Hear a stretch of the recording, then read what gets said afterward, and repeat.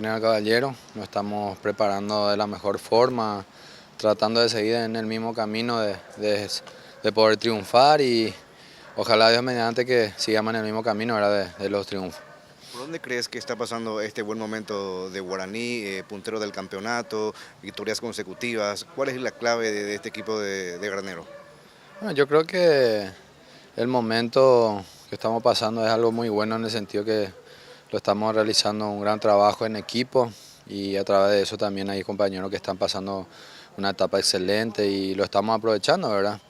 Y todos estamos queriendo un mismo objetivo y como dije recién, ojalá Dios quiera que podamos seguir en el mismo camino porque eso es lo que nos va a conducir a estar cerca de lo que pretendemos que es poder campeonar, ¿verdad? Por más que aún faltan muchos partidos, ¿se imaginan un mano a mano con Olimpia hasta el final? Ojalá Dios quiera, ¿verdad? Que podamos tener esa oportunidad de poder definir hasta el final.